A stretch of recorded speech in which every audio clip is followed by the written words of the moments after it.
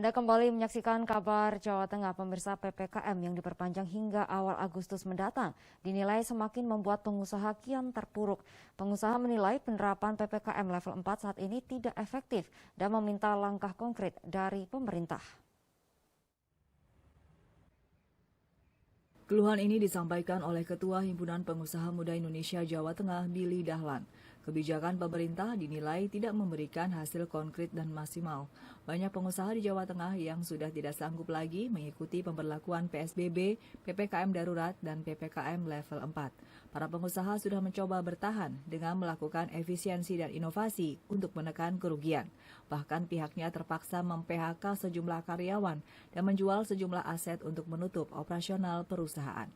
PPKM darurat ini berdampak secara sosial dan ekonomi serta berpengaruh terhadap lebih dari 90% populasi masyarakat Indonesia. HIPMI sendiri membandingkan dari jumlah total kasus COVID-19 di Indonesia yang tercatat 1,7%. Karenanya pihaknya mendesak pemerintah lebih fokus pada perbaikan pelayanan kesehatan untuk bisa menampung atau merawat pasien COVID-19 daripada hanya terus melakukan PPKM saja. Oke, kita nggak apa-apa nih PPKM darurat mau di lockdown aja, kita bicara sebulan yuk lockdown nggak masalah kayak gitu. Tapi pada masa-masa PPKM ini, di masa-masa PPKM lockdown ini, itu kita benahin fasilitas kesehatan. Duitnya ayo cair-cairin, ya kan, kita buat fasilitas kesehatan sehingga nanti kita nggak akan perlu PPKM lagi. Nggak akan perlu, oke angka biar naik, ya udah herd immunity, nggak masalah. Yang penting yang aktif ini, yang nanti kena COVID ini, itu dapat fasilitas kesehatan.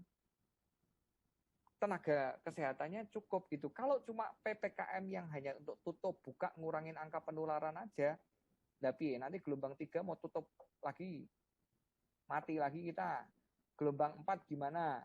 Ya memang kan masih akan possible-nya kan akan ada varian-varian baru lagi semuanya. Ya udah, kita fokus di fasilitas kesehatan.